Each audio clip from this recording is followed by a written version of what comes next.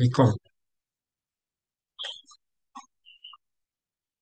Oke, puji Tuhan, detik-detik terakhir ternyata laptop saya bisa muncul kembali. Ya, hari ini kita akan belajar mengenai salah satu predikat dari Tuhan.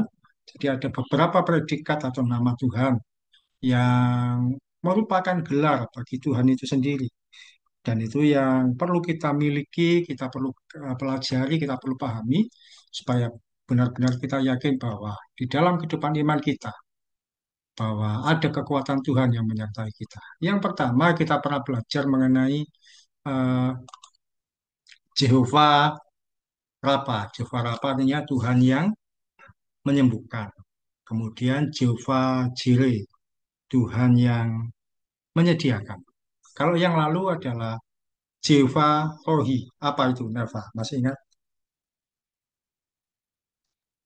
Jehovah Rohi. eh Tuhan sebagai penyembuh, Bukan. Itu Jehovah Rafa. Jehovah sebagai Rohi. gembala. Ya, sebagai Tuhan. Benar sekali. Bahwa dia adalah gembala yang baik dan itu kita temui di Mazmur 23 ayat 1. Hari ini yaitu Jehovah Sama. Apa arti Jehovah Sama? Jehovah Sama pertama kali ditemukan ketika di kitab Yeskiel 48 ayat 35.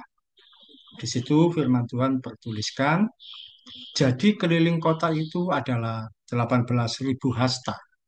Sejak hari itu, nama kota itu ialah Tuhan hadir di situ. Eh, Ditulis huruf besar ini bukan di tempat saya sengaja, saya tulis huruf tebal, huruf besar. Di Alkitab pun demikian juga. Alkitab yang berupa cetakan buku atau yang di Alkitab digital itu juga tertulis besar. Tuhan hadir di situ. Jehovah sama memiliki pengertian bahwa Tuhan selalu hadir di dalam hidup kita. Hal ini dinyatakan saat kota suci Yerusalem kembali dibangun. Saat itu bangsa Israel sedang dalam masa pembuangan di kerajaan Babel. Tapi kemudian ada kesempatan bahwa satu kali mereka akan dipulihkan, mereka akan mendapatkan pemulihan, dipulihkan kembali, kembali ke tempat mereka semula, yaitu di Yerusalem. Dan Yerusalem dibangun dengan sebaik mungkin, kota suci itu dibangun, dan Tuhan berkata ketika sudah dibangun dengan baik, Tuhan hadir di situ. Ya, jadi Tuhan memulihkan bangsa Israel yang dalam masa penindasan. Apa pembelajaran dari Jehovah sama? Yang pertama bahwa Tuhan itu maha hadir. Minta tolong eh, Nelva bacakan Mazmur 139 ayat 7 sampai 8. Mazmur 139 ayat 7 sampai 8. Kemana aku dapat pergi menjauhi rohmu? Kemana aku dapat lari dari hadapanmu? Jika aku mendaki ke langit, engkau di sana. Jika aku menaruh di tempat tidurku di dunia orang mati, di situ pun engkau. Ya, betapa Daud melukiskan Tuhan itu ada di mana-mana. Ke- Dia menggambarkan bahwa aku naik ke langit, Tuhan ada di sana. Aku ke bagian bumi paling bawah, Tuhan ada di sana. Ke tempat dasar kematian pun Tuhan ada. Di mana-mana ke laut pun Tuhan ada. Bukan berarti bahwa Daud itu dia naik ke langit, ke laut, terus ke bagian bumi paling bawah, tidak. Tapi dia mau menggambarkan bahwa Tuhan itu maha hadir. Kata Tuhan maha hadir disebut dengan omnipresent. Tidak ada tempat yang dia tidak bisa hadir. Di ruang tertutup, tersembunyi, dan terbelakang sekalipun. Ketika kita berdoa, Tuhan akan hadir dan mendengar.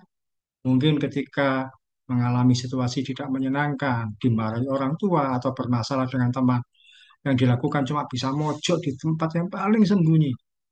Ketika kalian berdoa, Tuhan ada di situ. Selama kita membuka diri terhadap Tuhan, Dia pasti menyatakan diri. Selama kita mau menyediakan diri untuk datang pada Tuhan, di tempat yang paling sepi sekalipun, Tuhan ada. Karena itu dikatakan bahwa aku naik ke bagian langit, Tuhan ada. Aku turun ke dunia orang mati, Tuhan ada. Aku bahkan ke lautan, Tuhan pun ada. Ya, tapi jangan salah mengerti. Banyak orang yang sampai sekarang beranggapan, nggak tahu mungkin kalian juga, bahwa setan itu ada di mana-mana. Nah, banyak orang berkata, oh di mana-mana ada setan, di mana-mana ada iblis. Salah. Iblis atau setan hanya ada di tempat di mana dia dipanggil atau dilibatkan. Iblis itu tidak maha hadir. Dia tidak punya kuasa untuk datang ke mana-mana, kecuali dia dipanggil atau dilibatkan. Tapi seringkali kita yang tidak sengaja mengundang kehadirannya.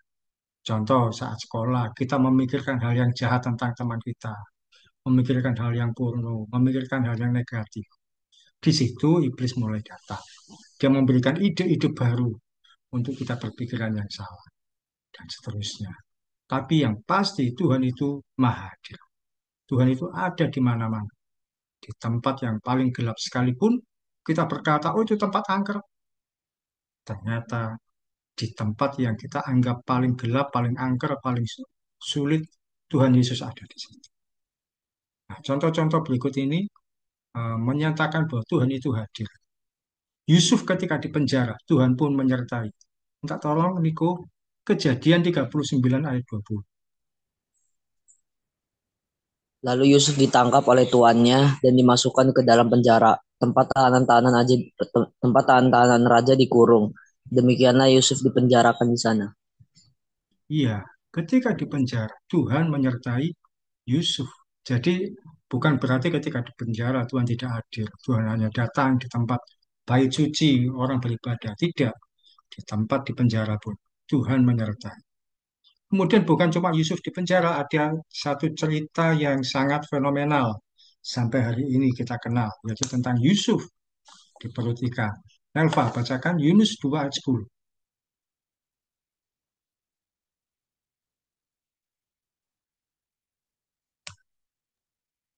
Yunus 2 ayat 10. Lalu berfirmanlah Tuhan kepada ikan itu, dan ikan itu pun memuntahkan Yunus ke darat.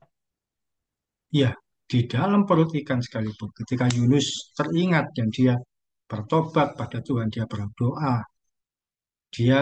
uh, dia berdoa, Tuhan pun mendengar, Tuhan pun menyertai, Tuhan ada di situ. Di dalam perut ikan yang paling gelap, paling sunyi, Tuhan ada. Jadi hal ini membuktikan bahwa dimanapun dalam situasi apapun, Tuhan ada. Kalau Tuhan Maha Hadir, di tempat yang terlihat angker dan menakutkan, apakah menurut Niko Tuhan ada di situ? Hmm, eh, ada, Pak. Ada. Menurut Nelva, di tempat yang paling angker, menakutkan, seram, apakah menurutmu Tuhan ada di situ? Ada, Pak. Ya, ada. Tapi seringkali keberadaannya tidak akan terlalu menonjol. Kenapa? Karena orang-orang di situ menonjolkan situasi-situasi yang sebaliknya, situasi-situasi yang angker. Pernah enggak ketika dulu itu ada acara di TV namanya Dunia Live? Pernah tahu? Pernah tahu? Tahu, Pak. Tahu, Ya, Pak. satu kali kan ada seorang yang di uji nyali, uji nyali. Tapi eh, yang mungkin tidak disadari sama pembawa acaranya, ternyata yang jadi uji nyali adalah orang Kristen. Ketika dia masuk ke ruangan uji nyali, yang dia lakukan apa? Dia malah memuji Tuhan. Dia malah bernyanyi untuk menguatkan dirinya. Ya, memang mungkin supaya tidak takut dia memuji Tuhan. Nyanyi apa? Ajaib kau Tuhan, penuh kuasa, kayak gitu. Jadi tentang mujizat Tuhan. Nah, akhirnya ya kalau ketika dia menyanyi begitu, ya jadi tidak menakutkan lagi. Situasinya jadi terkendali. Tidak ada hal yang membuat orang jadi takut. Tapi ketika sebelum-sebelumnya orang biasa-biasa saja, orang lihat bayangan putih sedikit langsung takut. Orang lihat bayangan putih sedikit langsung lari, langsung menyerah. Tapi ketika anak-anak Tuhan yang diuji nyali, malah berani, malah tidak ada masalah sampai waktunya selesai aman-aman saja. Jadi di tempat yang angker dan menakutkan, misalkan di kuburan atau di mana, Tuhan ada, tapi keberadaannya tidak akan terlalu menonjol sampai kita melibatkan Dia. Misalkan Nelva ketakutan ada di tempat yang gelap, kesasar, tersesat di tempat tertentu. Kamu memuji Tuhan, kamu minta pertolongan Tuhan. Tuhan ada di situ. Dia sanggup. Jadi ini poin pertama bahwa Tuhan itu maha hadir. Di mana-mana dia ada. Tidak peduli, tidak terbatas oleh ruang. Kalau kalian ingat ketika Tuhan Yesus habis disalibkan, murid-muridnya kan dalam ketakutan, mereka menutup pintu, mereka rapat bersama, berkumpul sama-sama. Tuhan ternyata tembus pintu datang.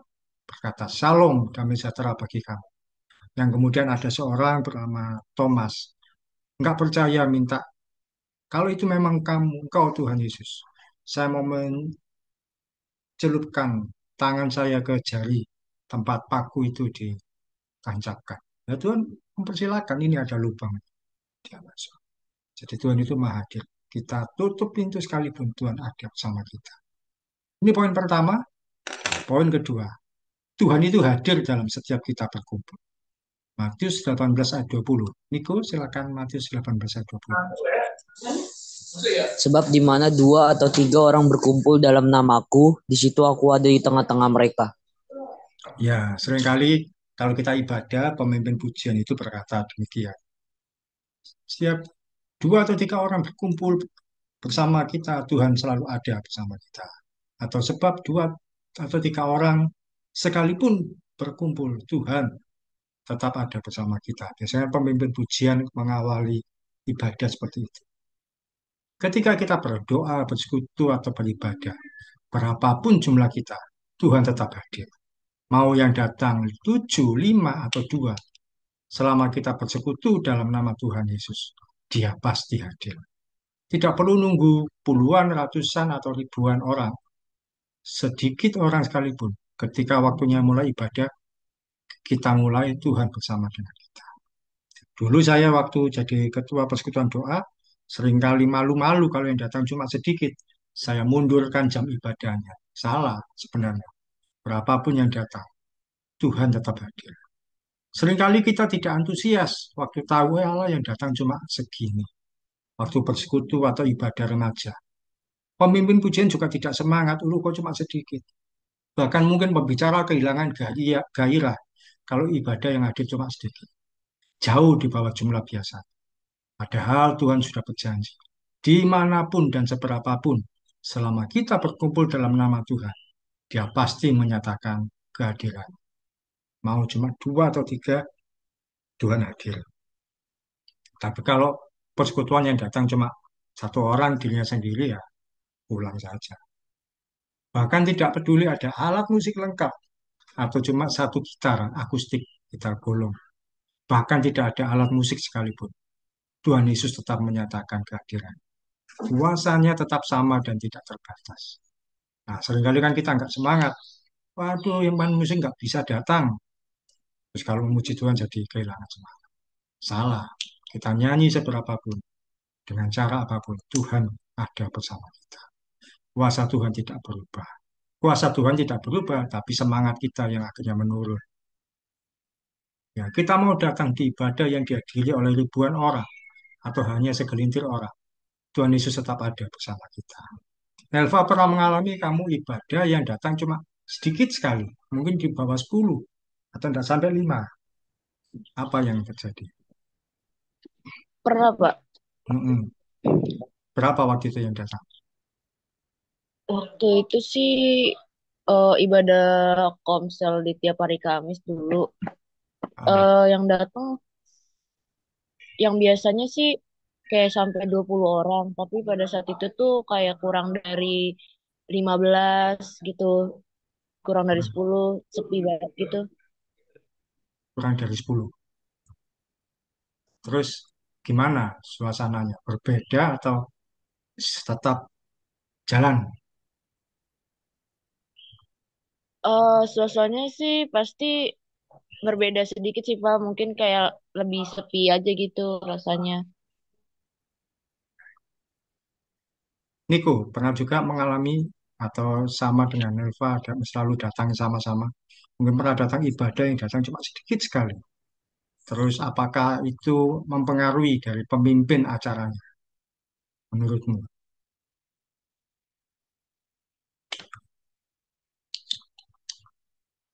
Pernah pernah Pak sama kayak Nel Pak. Oh, ini. Iya.